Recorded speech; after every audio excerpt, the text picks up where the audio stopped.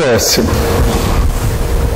Para manter uma situação onde o capitalismo continua funcionando, mas ao mesmo tempo controlar a hiperinflação, a solução seria o barateamento da mão de obra. Num certo sentido, conduz de volta à recessão. Então, os capitalistas, o que eles fizeram? Eles aproveitaram, já há muito tempo eles vêm aproveitando a mão de obra mais barata para produzir bens de consumo. Você pode notar o seguinte: os tigres asiáticos, porque a China ela não é mais do que um hipertigre asiático. Vocês todos já ouviram falar dos tigres asiáticos, que são aqueles países próximos da China ali, inclusive Hong Kong, né, que agora é parte da China, que se transformaram em bases de produção de produtos de eletrodomésticos, vamos dizer assim. O que os imperialistas fizeram? Para fugir da mão de obra mais cara dos países imperialistas, transferiram as fábricas para os tigres asiáticos, onde a mão de obra é infinitamente mais barata. Aí eles importam o próprio produto para o país de origem, eles têm um super lucro e ainda podem manter um controle inflacionário. Quer dizer, eles contrabalançam a crise com a mão de obra mais barata e promovem uma lucratividade adicional da empresa. Quer dizer, um sistema maravilhoso. Bom, só tem um pequeno problema. O fenômeno dos tigres asiáticos, ele não conteve a crise. A China não é nada mais, nada menos do que um outro tigre asiático, com a diferença de que é muito grande e a mão de obra é ainda mais barata, porque ela não tem sindicato, não tem nada.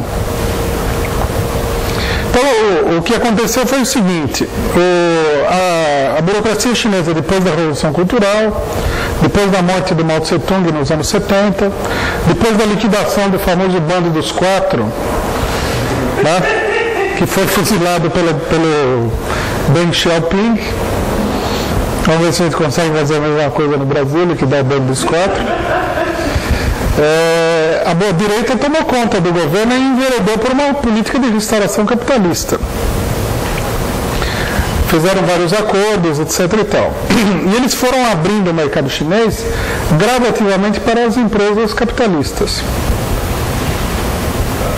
Então, por exemplo, nos anos 80, começaram a ser instaladas já numa escala maior as empresas privadas dentro da China, que aparentemente naquele momento eram empresas privadas de capitalistas chineses.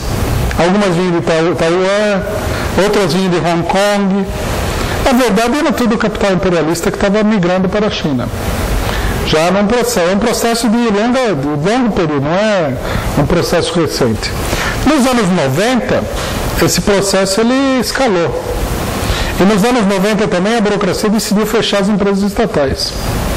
Fechou quase todas, privatizou a maioria, entregou para os capitalistas, de forma que, já para responder uma questão que foi colocada depois, não dá nem falar que na China existe uma burocracia operária, porque não existe mais economia estatal quase na China. A economia é em grande medida privada. E não é só que ela é em grande medida privada, ela é dominada pelas empresas privadas, a economia. Tanto que a gente viu um fenômeno muito curioso. Os chineses entregaram a cidade mais rica do Oriente os ingleses entregaram a cidade mais rica do Oriente para a China. E os milionários de Hong Kong aceitaram. Por que eles aceitaram? Porque eles já estavam controlando a China. Você acha que alguém vai entregar Hong Kong para um Estado operário? Mas nem por acaso. É porque eles já sabiam que o Estado operário é mera fachada.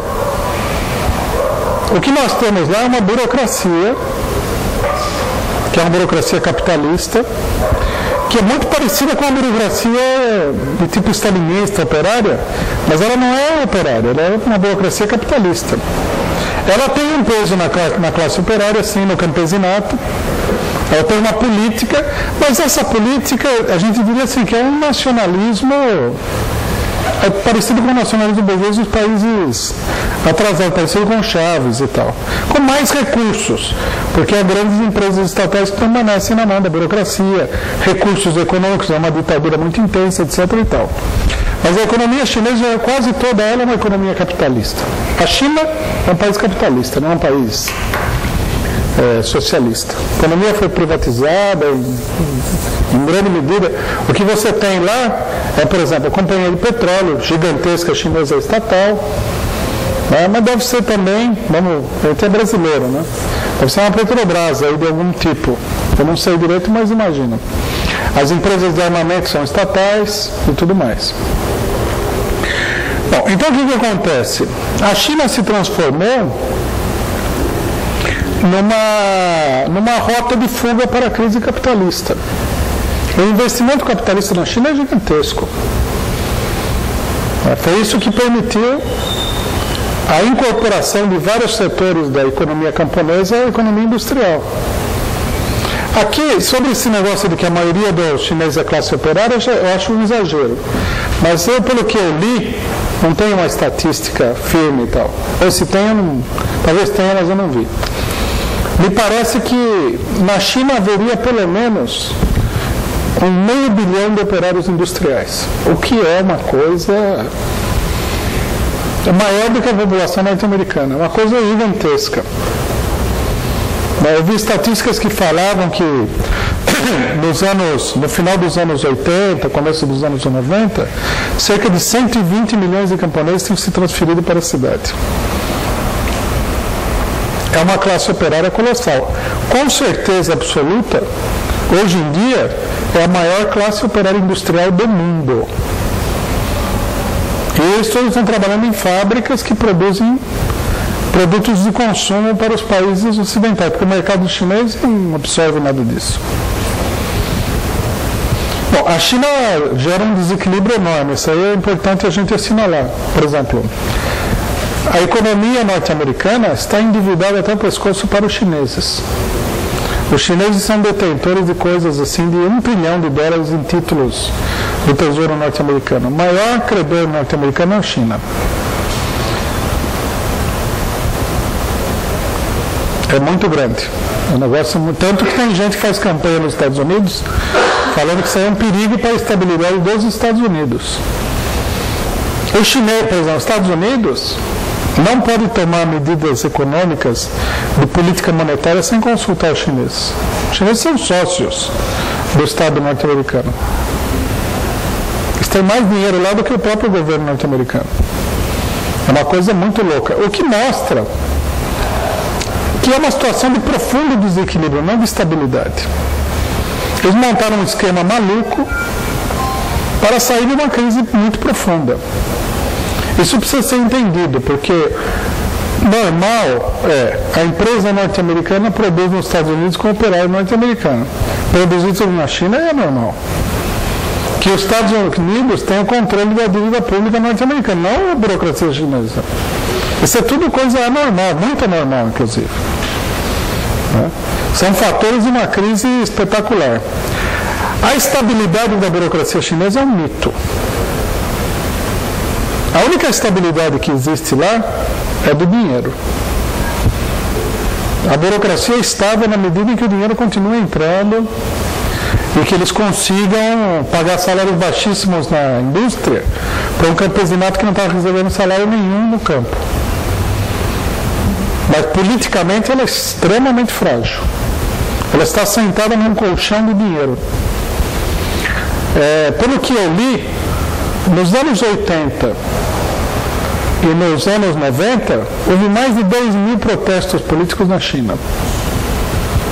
Recentemente, quando começou a situação a ficar preta, os operários invadiram fábrica, mataram o gerente de uma fábrica.